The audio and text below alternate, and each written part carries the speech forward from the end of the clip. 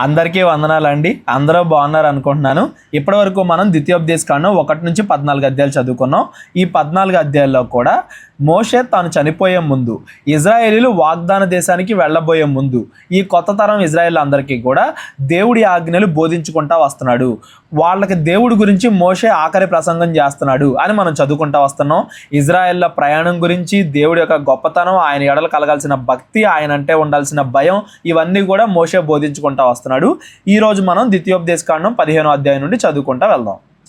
7వ సంవత్సరమున విడుదల ఇయ్యవలెను.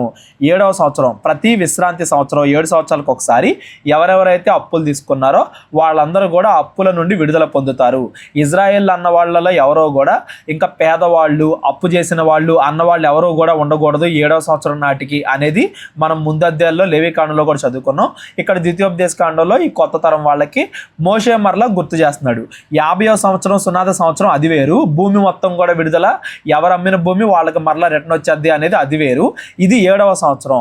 ప్రతి 7వ సంవత్సరం కూడా దాసులు దాసీలు వాళ్ళందరినీ కూడా విడిచిపెట్టేయాలి. ఎవరినన్నా దాసునిగా కానీ దాసురాలిగా చేసుకుంటే వాళ్ళని జీవితాంతం దాసులుగా ఉంచుకోకూడదు. కేవలం 7 సంవత్సరాల తర్వాత వాళ్ళని మళ్ళా స్వతంత్రంగా వదిలిపెట్టేయాలి. ఇవన్నీ కూడా మనం లేవీకాండంలో చదువుకున్నాం. ద్వితీయోపదేశకాండంలో మరలా గుర్తు చేస్తున్నాడు. ఆ 7వ సంవత్సరమున విడుదల ఇయ్యవలెను. ఆ గడువు రీతి ఏదనగా తన పొరుగు వారికి అప్పించిన ప్రతి అప్పులవాడు దానికి గడువు ఇవ్వవలెను. అంటే 7 సంవత్సరాల వరకే గడువు, 7 సంవత్సరాలకే వడ్డీ అన్నట్టు, 7 సంవత్సరాలకే ఎంత ఇవ్వాలన్నట్టు, 7 సంవత్సరాల లోపే అన్నట్టు. అది యెహోవాకు గడువు అనబడును గనుక అప్పిచ్చువాడు తన పొరుగువానినైనను తన సహోదరునైనను నిర్బంధింపకూడదు. అన్యుణ్ణి నిర్బంధింపవచ్చును గాని తన సహోదరుని యొద్దనున్న దాన్ని విడిచిపెట్టవలెను. ఇజ్రాయేల్ ఎవరికన్నా వేరే ఇజ్రాయేలీలకు అప్పిస్తే 7వ సంవత్సరమున దాన్ని క్షమించేయాలి. ఇంకా 7వ సంవత్సరం తర్వాత నుండి మరలా వాళ్ళను డబ్బులు ఇవ్వమని చెప్పి అడగకూడదు. అలా కాకుండా అన్యులకి ఎవరికన్నా, ఇజ్రాయేలీలకు కాకుండా వేరే ఎవరికైనా కానీ అప్పిస్తే దానికి ఈ ఆజ్ఞ చెల్లదు. 7వ సంవత్సరమున వాళ్ళ అప్పు మొత్తం క్షమించాల్సిన అవసరం లేదు అని ఇక్కడ చెప్తున్నాడు. ఎందుకు అన్యులకి వేరుగా ఇజ్రాయేల్కి వేరుగా అంటే, ఇజ్రాయేల్ని దేవుడు ఐగుప్తు దేశంలో నుండి విడిపించాడు, దేవుడు వీళ్ళందరినీ కూడా స్వతంత్రులు చేశాడు అనే భావం ఇజ్రాయేల్లో ఉంటుంది కానీ అన్యుల్లో ఉండదు. ఎందుకంటే అన్యులు యెహోవా దేవుణ్ణి దేవుడిగా చూడరు కాబట్టి. ఒకవేళ అన్యులు ఇజ్రాయెల్లో కలిసిపోతే, సున్నతి చేయించుకుని వాళ్ళు కూడా ఇజ్రాయెల్లోనే కలిసిపోతే అప్పుడు ఈ ఆజ్ఞ వాళ్ళకు కూడా వర్తించిద్ది. నీవు స్వాధీనపరచుకున్నట్లు నీ దేవుడైన యెహోవా నీకు స్వాస్థ్యముగా ఇచ్చుచున్న దేశములో యెహోవా నిన్ను నిశ్చయముగా ఆశీర్వదించును. కావున నేడు నేను నీకు ఆజ్ఞాపించుచున్న ఈ ఆజ్ఞను అన్నింటినీ అనుసరించి నడుచుకొనుటకు నీ దేవుడైన యెహోవా మాటను జాగ్రత్తగా వినిన ఎడల మీలో భేదలు ఉండరు. దేవుడి ఆజ్ఞలన్నింటినీ కూడా కరెక్ట్గా ఫాలో అయితే దేవుడు ఒక పక్కన మీకు కావాల్సిన పంటలు, మీకు ఆ దేశంలో ఏం కావాలో అవన్నీ, మీకు కావాల్సినవన్నీ కూడా మీకు అనుగ్రహిస్తూ ఉంటాడు. అలాగే భూమి వేరే వాళ్ళకి వెళ్ళిపోవట్లేదు. 50 సంవత్సరాలకు ఒకసారి ఏ కుటుంబం భూమి ఆ కుటుంబం దగ్గరే ఉంటుంది. 7 సంవత్సరాలకు ఒకసారి అప్పులు క్షమించాలని చెప్పాడు. పేదలకి సహాయం చేయాలి, 3 సంవత్సరాలకు ఒకసారి దశం భాగాన్ని పేదలకు ఇవ్వాలి అని చెప్పి పైన చెప్పాడు. 7వ సంవత్సరంలో ఏ పంట వేయకూడదు, ఆ సంవత్సరాన్ని విశ్రాంతి సంవత్సరంగా భూమికి వదిలేయాలి. ఆ సంవత్సరంలో ఏదన్నా పండితే దానికి అదే పండితే అది పేదవాళ్ళకి అని దేవుడు చెప్పాడు. దేవుడు చెప్పిన ఈ ఆజ్ఞలన్నీ కూడా పాటిస్తే ఇజ్రాయేల్ దేశంలో పేదలు అనేవాళ్లే ఉండరు, బీదలు అనేవాళ్లే ఉండరు అని చెప్పేసి ఇక్కడ మోషే చెప్తున్నాడు. కాకపోతే ఇజ్రాయేల్ చరిత్ర మనం చూసుకుంటే ఇజ్రాయేల్ దేవుడి ఆజ్ఞల్ని ఖచ్చితంగా పాటించలేదు, కరెక్ట్గా ఉన్నట్టుగా పాటించలేదు. కాబట్టి ఈ ధర్మశాస్త్రం యొక్క భావాన్ని ఇజ్రాయేల్ అర్థం చేసుకోలేదు. కాబట్టి ఇజ్రాయెల్లో ఇంకా పేదలు ఉన్నారు. యేసుక్రీస్తు వారి కాలానికి వచ్చేసరికి అంటాడు కదా, మీలో పేదలు ఎల్లప్పుడూ ఉంటూనే ఉంటారు అని చెప్పేసి. దేవుడి ఆజ్ఞని ఇజ్రాయెల్ సరిగ్గా పాటించలేదు కాబట్టి పేదరికం అనేది ఇజ్రాయెల్ దేశంలో పూర్తిగా పోలేదు అనేది గుర్తుపెట్టుకోండి. అది కేవలం ఈ ఒక్క ఆజ్ఞకి సంబంధించే కాదు, ధర్మశాస్త్రంలో ఏ ఆజ్ఞలు అయితే చెప్పబడ్డాయో అవన్నీ కూడా యాజ్ ఇట్ ఈస్గా పాటిస్తే ఇజ్రాయెల్ బాగానే ఉండేవాళ్ళు. కాకపోతే దేవుడి ఆజ్ఞలకి విరోధంగా బతకడం వల్లే ఇజ్రాయెల్కి కష్టాలు రావడం, దేవుడు తీర్పు తీర్చడం, ఇవన్నీ కూడా మనం చదువుకుంటూ వస్తున్నాం. దేవుడు విధించిన ఆజ్ఞల్ని మనిషి సరిగ్గా ఫాలో అవ్వట్లేదు కాబట్టే తర్వాత యేసుక్రీస్తు వారు భూమి మీదకి వచ్చి మన కోసం బలవాల్సిన అవసరం కూడా ఏర్పడింది. ఆదాము గారు ఏదైనా తోటలోనే దేవుడు చెప్పినట్టుగా అయినుంటే ఈ రోజు మన పరిస్థితి వేరేలా ఉండేది. ఇజ్రాయెల్ దేవుడి ఆజ్ఞల్ని యాజ్ ఇట్ ఈస్గా ఫాలో అయి ఉంటే ఈ రోజు మన పరిస్థితి వేరేలా ఉండేది. యేసుక్రీస్తు వారు కొత్త నిబంధనలో ఇచ్చిన ఆజ్ఞలన్నీ కూడా పాటిస్తే మన లైఫ్ బాగుంటుంది. లేదంటే మనం కూడా శ్రమలు అనుభవిస్తాం. ఇదంతా అయిపోయిన తర్వాత నరకానికి వెళ్ళిపోతాం అనేది కూడా మీరు గుర్తుపెట్టుకోవాలి. ఇక్కడ మీలో ఎవరో కూడా పేదవాళ్ళు ఉండరు అని యెహోవా మాటిచ్చాడు, వాగ్దానం చేశాడు, మరి తర్వాత నెరవేరలేదు కదా అంటే ఇవన్నీ కూడా కండిషనల్ బేస్డ్. అంటే మీరు దేవుడి ఆజ్ఞలను పాటిస్తే దేవుడు మీకు ఇది చేస్తాడు అన్నట్టుగా. కాకపోతే ఇజ్రాయెల్ దేవుడి ఆజ్ఞలను పాటించలేదు కాబట్టి ఆ తర్వాత తరాల్లో కూడా వాళ్ళలో పేదవాళ్ళు ఉన్నారు అనేది మనకు అర్థం అవ్వాలి. దేవుడు మాత్రం అన్ని గొప్పగానే మంచి ఆజ్ఞలే ఇచ్చాడు, మనుషులు వాటిని ఫాలో అవ్వట్లేదు అనేది కూడా మనం గమనించాలి. వీటిలో ఎవరికైనా ఏదైనా డౌట్ ఉన్నట్లయితే డిస్క్రిప్షన్లో నా నెంబర్ ఉంటుంది, కాల్ కానీ వాట్సాప్ కానీ చేయండి. ఏలయనగా నీ దేవుడైన యెహోవా నీతో చెప్పి ఉన్నట్లు నిన్ను ఆశీర్వదించును గనుక నీవు అనేక జనములకు అప్పిచ్చెదవు గాని అప్పు చేయవు, అనేక జనములను ఏలుదువు గాని వారు నిన్ను ఏలరు. ఇవన్నీ కూడా దేవుడి ఆజ్ఞలను పాటిస్తే దేవుడు మీకు తోడుగా ఉంటాడు అని చెప్పేసి మోషే చెప్పుకుంటూ వస్తున్నాడు. నీ దేవుడైన యెహోవా నీకు ఇచ్చుచున్న దేశమందు నీ పురములలో ఎక్కడైనను నీ సహోదరులలో ఒక బేదవాడు ఉండిన ఎడల బేదవాడైన ఆ సహోదరుణ్ణి కరుణింపకుండా నీ హృదయమును కఠినపరుచుకొనకూడదు. నీ చెయ్యి ముడుచుకొనక వాని కొరకు ఆవశ్యకముగా చెయ్యి చాపి వాని అక్కర చొప్పున ఆ అక్కరకు చాలినంత ఆవశ్యకముగా అప్పియవలెను. విడుదల సంవత్సరమైన 7వ సంవత్సరము సమీపమైనది అని చెడ్డ తలంపు నీ మనసులో పుట్టక ఉండినట్లు జాగ్రత్త పడుము. అరే ఇది 6వ సంవత్సరమే, ఇప్పుడు నేను వీడికి అప్పిస్తే 1 సంవత్సరంలో వీడికి కట్టలేకపోతే 7వ సంవత్సరంలో నేను అదంతా క్షమించాల్సి వచ్చేసిదే అని చెప్పి డబ్బు మీద ఆశతో నీ సహోదరుడు నిజంగా శ్రమల్లో ఉన్నా కానీ వాడికి సహాయం చేయకుండా నువ్వు పక్కకి వెళ్ళిపోకూడదు. ఖచ్చితంగా ఎవరైనా సహాయంలో ఉన్న వాళ్ళని ఆదుకోవాలి. నీ మనసు వాళ్ళకి సహాయం చేయకుండా కఠినపరచుకోకూడదు. వాడి యొక్క శ్రమని ఇబ్బందిని బట్టి అతనికి సహాయం చేయాలి. బేదవాడైన నీ సహోదరుని ఎడల కటాక్షము చూపక నీవు వానికి ఏమీ ఇయ్యకపోయిన ఎడల ఒకవేళ వాడు నిన్ను గురించి యెహోవాకు మొరపెట్టును, అది నీకు పాపమగును. ఒకవేళ వాడు దేవుడికి ప్రార్థన చేస్తాడేమో, నేను ఆపదలో ఉన్నా కానీ ఆదుకోలేదు అని, అప్పుడు దేవుడు నిన్ను శిక్షిస్తాడేమో, అది పాపం అయిపోయింది కదా, జాగ్రత్తగా ఉండండి అని చెప్తున్నాడు. ప్రతిదీ కూడా ఏదో ఆజ్ఞల్లా కాకుండా దేవుడి పైన ఆధారపడాలి అంటున్నాడు. చూడండి, ప్రార్థనకు కూడా భయపడండి అంటున్నాడు. అంటే ఈ ఆజ్ఞలన్నీ కూడా హృదయానికి సంబంధించినవి, అక్షరానుసారంగా కాకుండా వాటి భావాన్ని ఆలోచించాలి. దేవుడు ఏ ఆజ్ఞ ఎందుకు పెట్టాడు అని ఆ భావం నెరవేరేలాగా వాటిని ఇజ్రాయెల్లో పాటించాలి అని దాని అర్థం. వీటి భావాన్ని మనం గమనించాలి. నీవు నిశ్చయముగా వానికి ఇవ్వవలెను, వానికి ఇచ్చినందుకు మనస్సులో విచారింపకూడదు. ఇందువలన నీ దేవుడైన యెహోవా నీ కార్యములన్నింటిలో నీవు చేయు ప్రయత్నములన్నింటిలో నిన్ను ఆశీర్వదించును. నువ్వు వేరే వాళ్ళకి సహాయం చేస్తున్నావు కాబట్టి దేవుడు నువ్వు చేసే పనిని ఆశీర్వదిస్తాడు. దేవుడు నీకు తోడుగా ఉంటాడు, ఎందుకంటే నువ్వు పేదవాడికి సహాయం చేస్తున్నావు కాబట్టి. ఇదేదో రూల్ బుక్ లాగా నువ్వెంత ఇస్తే నీకెంత వస్తుంది అన్నట్టుగా కాదు, కానీ మనసుకు సంబంధించింది. నువ్వు ఏ ఉద్దేశంతో పనిచేస్తావో దేవుడు నీ హృదయాన్ని చూస్తాడు, దాని ప్రకారంగానే నీకు ప్రతిఫలం ఇస్తాడు అని చెప్పేసి మోషే ఇజ్రాయెల్తో చెప్తున్నాడు. బేదలు దేశములో ఉండక మానరు, అందుచేత నేను ఈ దేశమందున్న నీ సహోదరులకు దీనులకు బేదలకును ఆవశ్యకముగా నీ చెయ్యి చాపవలనని నీకు ఆజ్ఞాపించుచున్నాను. మీ దేశంలో ఎవరెవరైతే పేదలు బేదలు దీనులు ఉంటారో వాళ్ళందరికీ కూడా మీరు ఖచ్చితంగా సహాయం చేయాలి. ఇది ఆజ్ఞ.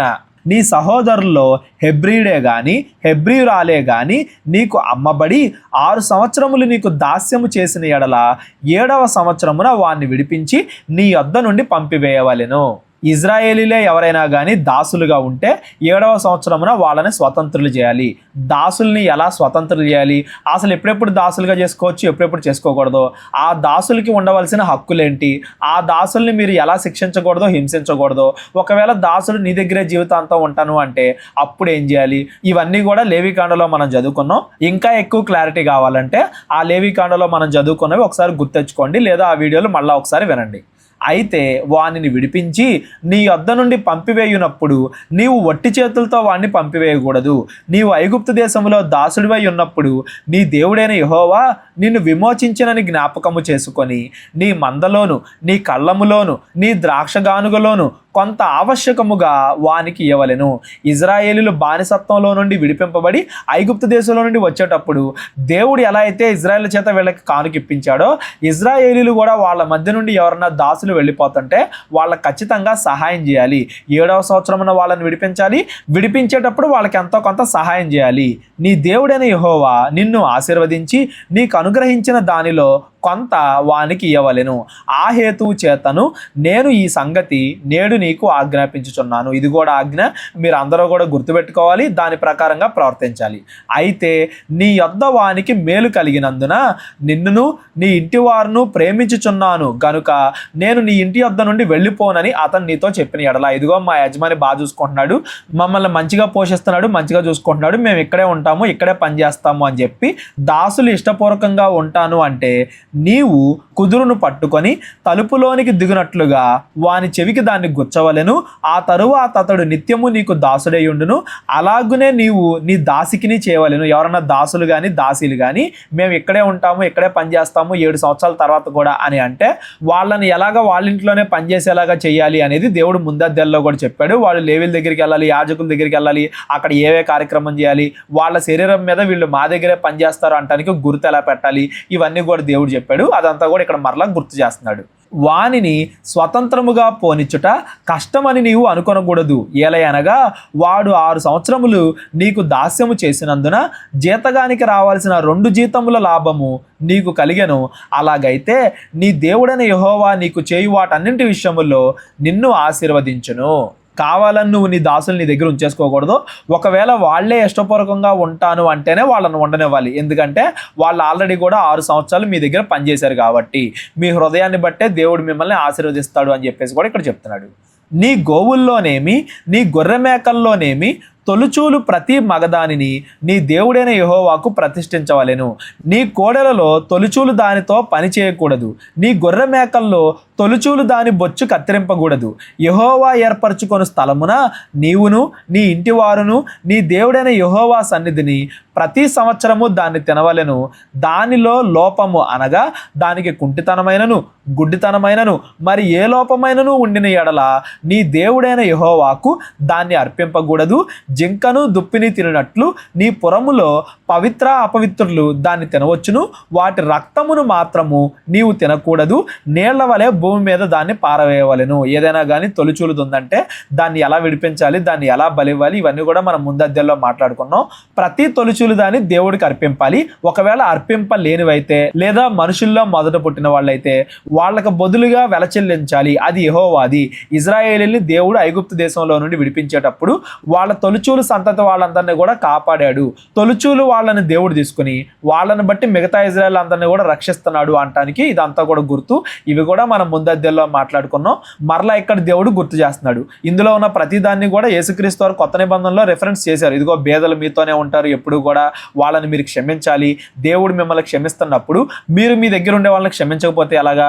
ఒకడు మీకు 1000 రూపాయలు క్షమించినప్పుడు మీ దగ్గర ఒక 10 రూపాయలు అప్పు తీసుకున్న వాడిని మీరు క్షమించరా? బేదలకే సహాయం చేయాలి. దాసులు ఇతర మనుషుల పట్ల ఎలా ఉండాలి, ఇవన్నీ కూడా యేసుక్రీస్తు వారు కూడా చెప్పారు. ఈ తొలిచూలుది కూడా యేసుక్రీస్తు వారు దేవుని యొక్క అద్వితీయ కుమారుడు, మొదటి కుమారుడు. ఆయన అర్పించి యేసుక్రీస్తు ద్వారా మళ్ళందరినీ కూడా రక్షిస్తున్నాడు. ఇవన్నీ కూడా మనం ముందద్దెల్లో మాట్లాడుకున్నాం, వీటి వెనకాల ఉండే భావాలు. అందుకే ఇక్కడ కొంచెం ఫాస్ట్గా చదువుకుంటూ వెళ్ళిపోతున్నాను. ఎవరికన్నా కానీ ఇందులో ఏదైనా డౌట్ ఉంటే డిస్క్రిప్షన్లో నా నెంబర్ ఉంటుంది, కాల్ కానీ వాట్సాప్ కానీ చేయండి. ద్వితీయోపదేశ కాండము 16వ అధ్యాయం. అబీబు నెలను ఆచరించి నీ దేవుడైన యెహోవాకు పస్కా పండగ జరిగింపవలెను. ఈ అధ్యాయం అంతా కూడా పండగల గురించి. 16వ అధ్యాయం. పస్కా పండగను ఆచరింపవలెను. అబీబు నెల అంటే మొదటి నెల. ఏలనగా అబీబు నెలలో రాత్రి వేళ నీ దేవుడైన యెహోవా ఐగుప్తులో నుండి నిన్ను రప్పించెను. యెహోవా తన నామమును స్థాపించుటకై ఏర్పరచుకొని స్థలములోనే నీ దేవుడైన యెహోవాకు పస్కాను ఆచరించి గొర్రె మేకల్లోని కానీ గోవుల్లోనే కానీ బలిని అర్పింపవలెను. పస్కా పండుగల్లో పొంగిని దేనినైనా తినకూడదు. నీవు త్వరపడి ఐగుప్తు దేశంలో నుండి వచ్చితివి కదా. నీవు ఐగుప్తు దేశంలో నుండి వచ్చిన దినమున నీ జీవితం అంతటిలో జ్ఞాపకము చేసుకొనున్నట్లు బాధను స్మరణకు తెచ్చు పొంగని ఆహారమును 7 దినములు తినవలెను. 7 దినాలు పులియని రొట్టెల పండగ, పస్కా పండగ, ఇవన్నీ కూడా మనం ముందద్దెల్లో మాట్లాడుకున్నాం. వాటి వెనకాల ఉండే భావాలు కూడా మాట్లాడుకున్నాం. ఆ పండగలు అలాగే ఎందుకు చేసుకోవాలని కూడా మనం లేవికాండంలో మాట్లాడుకున్నాం. లేవికాండంలో ఇజ్రాయేల్ పండగలు అని చెప్పి సెపరేట్ వీడియోనే మనం మాట్లాడుకున్నాం. కాబట్టి వీటన్నింటి భావాలు మళ్ళీ నేను ఇక్కడ ఎక్స్ప్లెయిన్ చేయట్లేదు. వాగ్దాన దేశంలో దేవుడు మీకు చెప్పినవి కూడా పాటించాలని చెప్పి మోషే ఇజ్రాయేల్ గుర్తు చేస్తున్నాడు. నీ ప్రాంతములన్నింటిలో 7 దినములు పొంగినది ఏదైనా కనబడకూడదు. పొంగింది కానీ పులిసింది కానీ ఆ 7 దినాల్లో ఏది కూడా కనబడకూడదు. మరియు నీవు మొదటి తేదీ సాయంకాలమున వధించిన దాని మాంసములో కొంచెమైనను ఉదయం వరకు మిగిలి ఉండకూడదు. నీ దేవుడైన యెహోవా నీకిచ్చు పొలములలో దేని అందైనను పస్కా పశువును వధింపకూడదు. పస్కా పండుగని మీ ఇళ్లలోనూ అలా కాకుండా ఎక్కడైతే దేవుడి యొక్క ప్రత్యక్ష గుడారం దేవాలయం ఉంటుందో అక్కడే మీరు ఈ పస్కా పండుగను ఫాలో అవ్వాలి. ఆ పస్కా పశువును ఆ రోజులోపే తినేయాలి. ఇదంతా కూడా మనం ముందద్దెలో చదువుకున్నాం. అవన్నీ కూడా మోషే ఇక్కడ గుర్తు చేస్తున్నాడు. నీ దేవుడైన యెహోవా తన నామమును స్థాపించుకొనుటకై ఏర్పరచుకొను స్థలములోనే నీవు ఐగుప్తులో నుండి బయలుదేరి వచ్చిన వేళ్లను, అనగా సూర్యుడు అస్తమించు సాయంకాలమున పస్కా పశువును వధించి నీ దేవుడైన యెహోవా ఏర్పరచుకొను స్థలమున దాన్ని కాల్చి భుజించి ఉదయమున తిరిగి నీ గుడారమునకు వెళ్ళవలెను. 6 దినములు నీవు పొంగని రొట్టెలు తినవలెను. 7వ దినము నీ దేవుడైన యెహోవాకు వ్రత దినము, అందులో నీవు జీవనోపాధి అయిన ఏ పనియు చేయకూడదు. ఆ 7 దినాలు పులియని రొట్టెల పండగ, పొంగని రొట్టెల పండగ ఎలా చేసుకోవాలో ఇక్కడ చెప్తున్నాడు. అందులోనే మొదటి దినం పస్కా పండగ ఎలా చేసుకోవాలో కూడా మరలా ఒకసారి గుర్తు చేస్తున్నాడు. 7 వారములను నీవు లెక్కింపవలెను. పంట చేని పైని కొడవలి మొదట వేసినది మొదలుకొని 7 వారములను లెక్కించి నీ దేవుడైన యెహోవాకు వారముల పండుగ ఆచరించుటకై నీ చేతనైనంత స్వేచ్ఛార్పణను సిద్ధపరచవలెను. 7 వారాల పండగ, పెంతుకొస్తు పండగ అని కూడా మనం చదువుకున్నాం. దాన్ని కూడా గుర్తు చేస్తున్నాడు. అక్కడ నుండి 7 వారాలు లెక్కేసి 49 రోజుల తర్వాత ఆ పెంతుకొస్తు పండగ దినాన దేవుణ్ణి మీరు జ్ఞాపకం చేసుకోవాలి. నీ దేవుడైన యెహోవా నిన్ను ఆశీర్వదించిన కొలది దాన్ని ఇవ్వవలెను. యెహోవాకు స్వేచ్ఛార్పణ ఇవ్వాలి.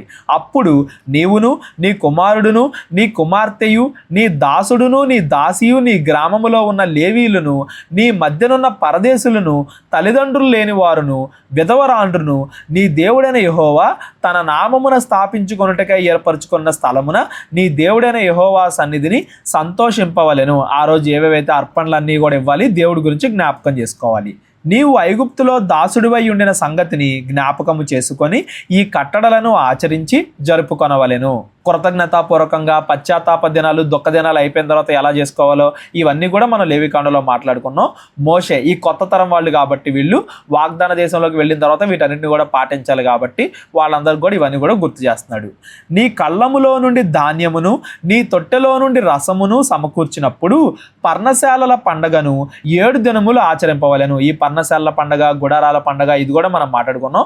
వీటన్నింటి వెనకాల కొత్త నిబంధన యొక్క భావాలు, ఈ ప్రతి పండగ వెనకాల కొత్త నిబంధన భావాలు కూడా మనం మాట్లాడుకున్నాం. విశ్రాంతి దినం, విశ్రాంతి సంవత్సరం, పస్కా పండగ, పెంతుకొస్తు పండగ ఇవన్నీ కూడా యేసుక్రీస్తు వారి మరణానికి, పరిశుద్ధాత్మ రాకకి, సంఘ స్థాపనకి ఇవన్నీ కూడా ఎలా గుర్తులు అని కూడా మనం చదువుకున్నాం. మీ అందరికీ కూడా ఆ పండగల గురించి మనం మాట్లాడిన వీడియో గుర్తుంది అనుకుంటున్నాను. ఒకవేళ లేదనుకుంటే డిస్క్రిప్షన్లో ఆ వీడియో లింక్ ఇస్తాను. లేవికాండంలో ఇజ్రాయెల్ పండగల గురించి ఎవరన్నా ఇంకా ఎక్కువ డీటెయిల్స్ కావాలనుకుంటే ఆ వీడియో చూడండి. ఆ పర్ణశాలల పండగ, గుడారాల పండగను కూడా పాటించాలి అని చెప్తున్నాడు. ఇది కూడా ఇజ్రాయేలీలకి, క్రైస్తవులకు కాదు. ఇప్పుడున్న క్రైస్తవులు ఎలా పాటించాలి, వాటి వెనకాల ఉండే భావాలు ఏంటి అనేది నేను ఆ వీడియోలో ఎక్స్ప్లెయిన్ చేశా. ఇవన్నీ కూడా ఇజ్రాయేలీలు పాటించాల్సిన పండగలు. అది కూడా వాగ్దాన దేశంలో, ఇజ్రాయేల్ దేశంలో పాటించాల్సిన పండగలు. నేటి క్రైస్తవులు వీటిని పాటించాల్సిన అవసరం లేదు. కాకపోతే వాటిలో ఉన్న భావాన్ని మాత్రం గమనించాలి. ఈ పండగలలో నీవును నీ కుమారుడును నీ కుమార్తెయు నీ దాసుడు నీ దాసియు నీ గ్రామములో ఉన్న లేవీయులను పరదేశులను తండ్రి లేని వారును విధవరాండును సంతోషింపవలెను. అందరూ కూడా గుడారాల్లో నివసించాలి, సంతోషించాలి. నీ దేవుడైన యెహోవా నీ రాబడి అంతటిలోను నీ చేతి పనులన్నింటిలోనూ నిన్ను ఆశీర్వదించును గనుక యెహోవా ఏర్పరచుకొని స్థలమున నీ దేవుడైన యెహోవాకు 7 దినములు పండగ చేయవలెను. ఏటికి 3 మారులు, అనగా పొంగని రొట్టెల పండుగలోను, వారముల పండుగలోను, పర్ణశాలల పండుగలోను నీ దేవుడైన యెహోవా ఏర్పరచుకొని స్థలమున నీ మగవారందరూ ఆయన సన్నిధిని కనబడవలెను. కేవలం ఆడోళ్ళు కాదు, మగవాళ్ళు కూడా అక్కడ దేవుడి దేవాలయం దగ్గరికి రావాలి, ఆ ప్రత్యక్ష గుడారం దగ్గరికి రావాలి. ఇళ్ల మధ్యలో మీ ఊరి మధ్యలో ఏ చేసుకోవాలో అవి చేసుకోవాలి. కాకపోతే ఏవేవైతే మెయిన్ విషయాలు ఉంటాయో అవన్నీ కూడా మీ ఇళ్ల మధ్యలోనో మీ ఊర్లోనో కాకుండా ఎక్కడైతే ప్రత్యక్ష గుడారానికి అంటూ దేవుడు ఒక ప్లేస్ పెడతాడో, ఎక్కడైతే దేవాలయం కంటూ తర్వాత దావీదు సమయంలో దేవాలయం వస్తుంది కదా, అక్కడ దేవుడు ఒక ప్లేస్ పెడతాడో అక్కడికి వచ్చే ఇవన్నీ కూడా జరిగించాలి అని దేవుడు చెప్తున్నాడు. అక్కడ మళ్ళీ సెపరేట్గా అక్కడ ఎలా ఉండాలి, దాని చుట్టుపక్కల ఎలా ఉండాలి, అక్కడ ఉండే యాజకులు ఎలా ఉండాలి, లేవీలు ఎలా ఉండాలి, దాన్ని ఎలా క్లీన్ చేసుకోవాలి, అక్కడ జరిగే ప్రతి బలిని ఎలా అర్పించాలి, ఇవన్నీ కూడా దానికి సంబంధించిన ఆజ్ఞలన్నీ కూడా మన లేవీలకి లేవికాండలో మనం చూసాం. కాబట్టి అక్కడ మాత్రమే ఇవన్నీ కూడా చేయాలి. ఎందుకంటే అక్కడ మాత్రమే మీ మీకు దేవుడు జ్ఞాపకం వస్తాడు. మీ ఇంటి దగ్గర మీరు ఏదేదో చేసుకుంటే దేవుడి లక్షణాలు మీకు అంతగా తెలియవు అనేది ఇక్కడ చెప్తున్నాడు. వీటిలో ఎవరికైనా ఏదైనా డౌట్ ఉంటే డిస్క్రిప్షన్లో నా నెంబర్ ఉంటుంది, కాల్ కానీ వాట్సాప్ కానీ చేయండి. వారు ఒట్టి చేతులతో యెహోవా సన్నిధిని కనబడక నీ దేవుడైన యెహోవా నీకు అనుగ్రహించిన దీవెన చొప్పున ప్రతివాడు తన శక్తి కొలది ఇయ్యవలెను. నీ దేవుడైన యెహోవా నీకు ఇచ్చుచున్న గ్రామములన్నింటను నీ గోత్రములకు న్యాయాధిపతులను నాయకులను నీవు ఏర్పరచుకొనవలెను. వారు న్యాయమును బట్టి జనులకు తీర్పు తీర్చవలెను. నీవు న్యాయము తిప్పి తీర్చకూడదు, పక్షపాతము చేయకూడదు, లంచము పుచ్చుకొనకూడదు. ఏలనగా లంచము జ్ఞానుల కన్నులకు గుడ్డితనము కలుగజేయును, నీతిమంతుల మాటలకు అపార్థం పుట్టించును. ఈ లంచం గురించి ఈ మాట మనం చాలాసార్లు చదువుకున్నాం. దేవుడు ఒక మాటని పదే పదే చెప్తున్నాడు అంటే ఆ మాట ఎంత ఇంపార్టెంటో మనకు అర్థం అవ్వాలి. లంచం తీసుకోవడం వల్ల ఏం జరిగిద్దంటే జ్ఞానుల కన్నులకు గుడ్డితనం కలుగుద్ది, నీతిమంతుల మాటలు అపార్థం అవుతాయి, న్యాయం అనేది తిప్పివేయబడుద్ది. కాబట్టి అధికారులు లంచాలు తీసుకోకూడదు. మోషే వాళ్ళ మధ్య న్యాయాధిపతులు నియమిస్తున్నాడు కదా, రేపొద్దున మోషే చనిపోయిన తర్వాత కూడా ఇజ్రాయేల్ మధ్య న్యాయాధిపతులు ఉండాలి. ఆ న్యాయాధిపతులు నీతి నిమిత్తంగా దేవుడు చెప్పినట్టుగా చేయాలి, కానీ లంచాలు తీసుకోవడం, అబద్ధ సాక్ష్యాలు చెప్పడం, న్యాయాన్ని తిప్పడం ఇలాంటివి చేయకూడదు. చేస్తే దేవుడి తీర్పు వాళ్ళ మీదకి వస్తుంది అనేది కూడా మనం గుర్తుపెట్టుకోవాలి. నీవు జీవించి నీ దేవుడైన యెహోవా నీకు ఇచ్చుచున్న దేశమును స్వాధీనపరచుకున్నట్లు కేవలము న్యాయమునే అనుసరించి నడుచుకొనవలెను. నీ దేవుడైన యెహోవాకు నీవు కట్టు బలిపీఠము సమీపమున ఏ విధమైన వృక్షమును నాటకూడదు, దేవతా స్తంభమును ఏర్పరచకూడదు. నీ దేవుడైన యెహోవా విగ్రహమును ద్వేషించువాడు గనుక నీవు ఏ స్తంభమైనను నిలబెట్టకూడదు. ఆ దేవుడి చుట్టుపక్కల ఎటువంటి విగ్రహాలు, అవి యెహోవాకి సంబంధించినవని అన్ని దేవతలకు సంబంధించినవని ఎటువంటివి కూడా ఉండకూడదు. విగ్రహారాధనకి దూరంగా ఉండండి అనేది కూడా ప్రతి అధ్యాయంలో గుర్తు చేసుకుంటా వస్తున్నాడు. చూడండి, ఈ అధ్యాయం అంతా కూడా దేవుడు నియమించిన పండగలు, న్యాయాధిపతులు. పైన అధ్యాయంలోనేమో విశ్రాంతి సంవత్సరం, దాసులు దాసీల గురించి చెప్పబడింది. ద్వితీయోపదేశకాండం 17వ అధ్యాయం కూడా ఈరోజు మనం చదువుకుందాం. 18వ అధ్యాయం నుండి రేపొద్దున మనం చదువుకుందాం. నీవు కళంకమైనను మరి ఏ అవలక్షణమైనను గల ఎద్దునే గాని గొర్రె మేకల్లోనే గాని నీ దేవుడైన యెహోవాకు బలిగా అర్పింపకూడదు. అది నీ దేవుడైన యెహోవాకు హేయము.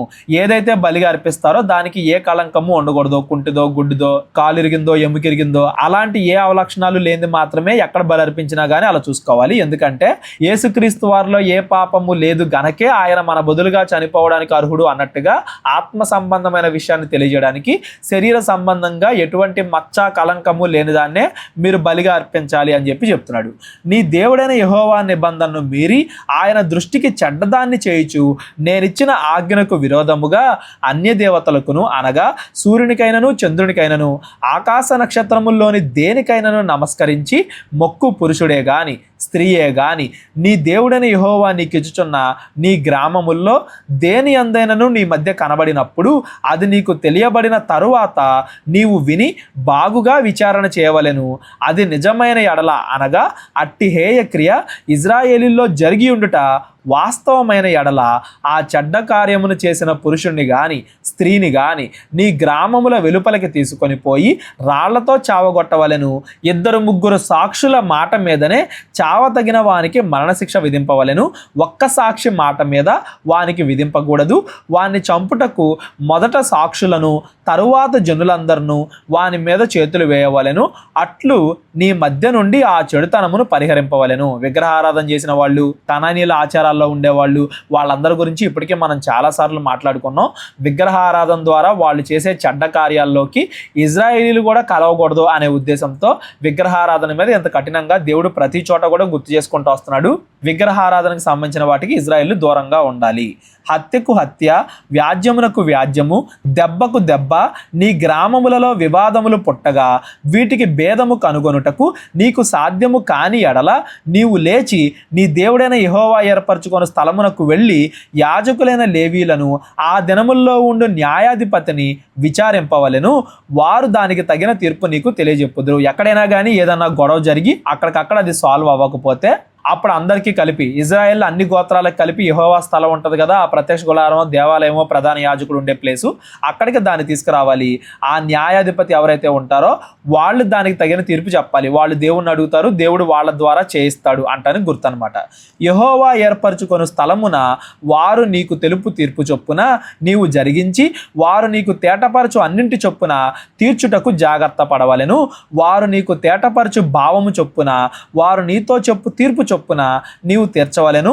వారు నీకు తెలుపు మాట నుండి కుడికి గాని ఎడమకు గాని నీవు తిరగకూడదు. ఎందుకంటే వాళ్ళ ద్వారా అప్పుడు దేవుడు కార్యాలు జరిగిస్తాడు కాబట్టి, వాళ్ళు దేవుడు చెప్పినట్టుగా చేస్తారు కాబట్టి దాన్ని కుడి ఎడమకి తిప్పకుండా దాన్ని యాస్టీస్గా ఫాలో అవ్వాలి. మరియు ఎవడైనాను మూర్ఖించి అక్కడ నీ దేవుడైన యెహోవాకు పరిచర్య చేయుటకు నిలుచు యాజకుని మాటనే గాని ఆ న్యాయాధిపతి మాటనే గాని విననొల్లని ఎడల వాడు చావవలెను. అట్లు చెడుతనమును ఇజ్రాయేలులో నుండి పరిహరింపవలెను. అప్పుడు జనులందరూ విని భయపడి మూర్ఖ వర్తమానమును విడిచిపెట్టెదరు. ఎవరైనా కానీ చెప్పిన ఆజ్ఞను మేము ఫాలో అవ్వం అని చెప్పేసి మూర్ఖంగా ఎదురు తిరిగితే వాళ్ళకు కూడా తీర్పు తీర్చాలి అని చెప్తున్నాడు. గుర్తుపెట్టుకోండి, ఇవన్నీ కూడా ప్రజలు వాళ్ళ ఇష్టానుసారంగా వాళ్ళ డెసిషన్స్ తీసుకోవడం కాదు. ఇవన్నీ కూడా యాజకుల దగ్గరికి, ప్రధాన యాజకుడి దగ్గర తేబడతాయి, న్యాయాధిపతి దగ్గర తేబడతాయి. అతడు దేవుడిని అడిగి ఇవన్నీ కూడా జరిగిస్తాడు. ఏదైనా అల్టిమేట్ అధికారం దేవుడి చేతిలో ఉంటుంది అనేది మీరు గుర్తుపెట్టుకోండి. దేవుడే తీర్పు తీర్చేవాడు కానీ ఇజ్రాయేలీలు వాళ్ళ ఇష్టం వచ్చినట్టుగా ఎవరిని పడితే వాళ్ళని చంపేయడం, నేనే తీర్పు తీర్చానని చెప్పడం అలాంటివి చేయకూడదు అనేది కూడా మనం ముందద్దెల్లో మాట్లాడుకున్నాం. ఆ భావాన్ని మర్చిపోతే ఈ ఆజ్ఞలన్నీ కూడా మనకు తప్పుగా అర్థమవుతాయి. ఈ ఆజ్ఞలు చదివేటప్పుడు ఎవరికైనా కానీ మరణశిక్ష విధించండి అనే ఆజ్ఞను చదివేటప్పుడు ఆ వెనకాల ఉండే ఆజ్ఞలు కూడా మీరు గుర్తుపెట్టుకోండి. యాజకుల దగ్గర తీసుకెళ్ళాలి, న్యాయాధిపతుల దగ్గర తీసుకెళ్ళాలి, వాళ్ళు దేవుణ్ణి అడగాలి, ఈ ప్రొసీజర్ అంతా కూడా ఉంది అనేది కూడా మీరు గుర్తుపెట్టుకోండి. తల్లిదండ్రులను ఎవరన్నా కొట్టినా, నరహత్య చేసినా, వ్యభిచారం చేసినా వాళ్ళకి మరణశిక్ష అని కూడా దేవుడు చెప్పాడు అనగానే వాటి వెనకాల కూడా ఈ భావం అంతా ఉంది. దేవుడు మనిషి యొక్క ఈ జీవితాన్ని చూపిస్తూ దేవుడి ఆజ్ఞలకు విరోధంగా బతికితే నరకం వెళ్ళిపోతారో అది శాశ్వత మరణం అనేది వీటన్నింటి ద్వారా శరీర ప్రకారంగా చూపిస్తూ చెప్తున్నాడు. ఎవరికన్నా వీటిలో ఏదైనా డౌట్ వస్తే డిస్క్రిప్షన్లో నా నెంబర్ ఉంటుంది, కాల్ కానీ వాట్సాప్ కానీ చేయండి. ముందు అధ్యాయాలన్నీ కూడా మీరు వినుకుంటా వస్తే ఇవన్నీ కూడా మీకు ఈజీగా అర్థమవుతాయి. నీ దేవుడైన యెహోవా నీకు ఇచ్చుచున్న దేశమున నీవు ప్రవేశించి దాన్ని స్వాధీనపరుచుకొని అందులో నివసించి నా చుట్టూనున్న సమస్త జనము వలె నా మీద రాజును నియమించుకొందును అని అనుకుని ఎడల నీ దేవుడైన యెహోవా ఏర్పరచు వానిని ఆవశ్యకముగా నీ మీద రాజుగా నియమించుకొనవలెను. ఇదంతా కూడా మనం సమూయేల్లో కూడా చదువుకుంటాం. ఫ్యూచర్లో మాకు న్యాయాధిపతులు కాదు, మాకు రాజు కూడా కావాలి అని ఇజ్రాయిల్ అనుకుంటే అప్పుడు ఏం చేయాలి అనేది దేవుడు ఇక్కడ చెప్పుకుంటూ వస్తున్నాడు. ఈ మాటల్ని సమూయేలు గ్రంథంలో మనం మరలా చదువుకుంటాం అనేది మీరు గుర్తుపెట్టుకోండి. నీ సహోదరుల్లోనే ఒకనిని నీ మీద రాజుగా నియమించుకొనవలెను. నీ సహోదరుడు కాని అన్యుణ్ణి నీ మీద రాజుగా నియమించుకొనకూడదు. అతడు గుర్రములను విస్తారముగా సంపాదించుకొనవలదు. తాను గుర్రములను హెచ్చుగా సంపాదించుకొనుటకు గాను జనులను ఐగుప్తునకు తిరిగి వెళ్ళనీయకూడదు. ఏలైనగా యెహోవా ఇక మీదట మీరు ఈ త్రోవను వెళ్ళకూడదని మీతో చెప్పాను. ఫ్యూచర్లో ఎప్పుడైనా కానీ మీ మీద రాజు ఉంటే మీకు ఐగుప్తీలతో ఎటువంటి సంబంధాలు ఉండకూడదు. మీరు అక్కడికి వెళ్తాం, వాళ్ళు ఇక్కడికి వస్తాం, అలాంటివి మీరు చేయకూడదు. అలాగే ఆ రాజుకు కూడా ధనాపేక్ష ఉండకూడదు. ఎక్కువగా సంపాదించుకుందాం, గుర్రాలని ఆస్తిని సంపాదించుకుందాం, అట్లాగా ధనాపేక్ష కూడా ఆ రాజుకి ఉండకూడదు. తన హృదయము తొలగిపోకుండానట్లు అతడు అనేక స్త్రీలను వివాహము చేసుకోకూడదు. ఇవన్నీ కూడా తర్వాత రాబోయే ఇజ్రాయేలుకి దేవుడు ముందుగా ఇస్తున్న ఆజ్ఞలు. వాళ్ళు పాటించారా లేదా, దేవుడు వాళ్ళకి ఎలా తీర్పు తీసుకొచ్చాడు, ఇవన్నీ కూడా మనం తర్వాత చదువుకుందాం. దేవుడు ముందుగానే ఆజ్ఞలు అయితే ఇస్తున్నాడు. ఫ్యూచర్లో ఎలా ఉండాలో ముందుగానే ఆజ్ఞలు ఇస్తున్నాడు అనేది మీరు గుర్తుపెట్టుకోండి. అతడికి ధనాపేక్ష ఉండకూడదు. అనేక స్త్రీలను వివాహం చేసుకుంటే ఆ హృదయం మొత్తం వాళ్ళ దగ్గరే ఉంటుంది, మంచి మీద ఉండదు. కాబట్టి హృదయము తొలగిపోకుండానట్లు అనేక స్త్రీలను వివాహము చేసుకొనకూడదు. వెండి బంగారములను అతడు తన కొరకు బహుగా విస్తరింపజేసుకొనకూడదు. మరియు అతడు రాజ్య సింహాసనమందు ఆసీనుడైన తరువాత లేవీలైన యాజకుల స్వాధీనములో ఉన్న గ్రంథమును చూచి ఆ ధర్మశాస్త్రమునకు ఒక ప్రతిని తన కొరకు రాసుకొనవలెను. అది అతని యొద్ద ఉండవలెను. తన రాజ్యమందు తానును తన కుమారులను ఇజ్రాయేలీల మధ్యను దీర్ఘశాంతులగుటకై తాను తన సహోదరుల మీద గర్వించి ఈ ధర్మమును విడిచిపెట్టి కుడికి గాని ఎడమకు గాని తాను తొలగక ఉండునట్లు తన దేవుడైన యెహోవాకు భయపడి ఈ ధర్మశాస్త్ర వాక్యములన్నింటినీ ఈ కట్టడలను అనుసరించి నడువ నేర్చుకొనుటకు అతడు తాను బ్రతుకు దినములన్నింటిన ఆ గ్రంథమును చదువుతూ ఉండవలెను. ఆ గ్రంథమును చదువుతూ ఉండవలెను. ఎవరైనా కానీ రాజుగా ఉన్నారు అంటే వాళ్ళు ఇజ్రాయేలీల ధర్మశాస్త్రం ప్రకారంగా ఇజ్రాయేల్ని పాటించాలి, దాన్ని ప్రతిరోజు చదువుతూ ఉండాలి. వాళ్ళు రాజు కాబట్టి అని దేవుడిచ్చిన ఆజ్ఞలను వాళ్ళు మీరకూడదు, దానికి వ్యతిరేకంగా ఆజ్ఞలు రాసుకోకూడదు. ఏదైనా కానీ ఇజ్రాయెల్లో రాజులైనా న్యాయాధిపతులైనా ఎవరైనా కానీ దేవుడిచ్చిన ఆజ్ఞల ప్రకారంగా బ్రతకాలి అనేది ఈ అధ్యాయం యొక్క భావం. ఈరోజు మనం చదువుకున్న ఈ 15, 16, 17 అధ్యాయాల్లో 15వ అధ్యాయంలోనే ఆ విశ్రాంతి దినం దాసులు దాసీల గురించి, 16వ అధ్యాయంలోనేమో ఇజ్రాయెల్ పండగల గురించి, 17వ అధ్యాయంలోనేమో తీర్పు తీర్చడం గురించి, తర్వాత రాబోయే రాజుల గురించి, న్యాయాధిపతుల గురించి, ఇవన్నీ కూడా మనం చదువుకున్నాం. ఇప్పటిదాకా చదువుకున్న దాంట్లో ఎవరికైనా ఏదైనా డౌట్ ఉంటే డిస్క్రిప్షన్లో నా నెంబర్ ఉంటుంది, కాల్ కానీ వాట్సాప్ కానీ చేయండి. ద్వితీయోపదేశకాండం 18వ అధ్యాయం నుండి రేపొద్దున మనం చదువుకుందాం. అందరికీ వందనాలు. దేవుడు మిమ్మల్ని అందరినీ కూడా దీవించి ఆశీర్వదించును గాక. మా పరిచర్య కోసం ప్రార్థించండి. ప్రేరేపణ కలిగిన వాళ్ళు మా పరిచర్యలో పాలివారవ్వండి. అందరికీ వందనాలు. అందరికీ వందనాలండి. కేవలం 30 వీడియోస్లో బైబిల్ నేర్చుకోండి అనే ఎంతో విలువైన ఈ కోర్స్ జస్ట్ ₹1 మీకు కావాలి అంటే మీ పేరు, మీ ఊరు ఈ నెంబర్కి వాట్సాప్ చేయండి. ఈ కోర్సులో ఏ విషయాలు ఉంటాయో ముందుగానే తెలుసుకోవడానికి ఈ వీడియో పాస్ చేసి టాపిక్స్ అన్నీ చదువుకోండి. క్రైస్తవులందరూ ఈ బైబిల్ కోర్స్ వినాలి అని మేము కోరుకుంటున్నాం. అందరినీ దేవుడు దీవించును గాక. ఆమెన్.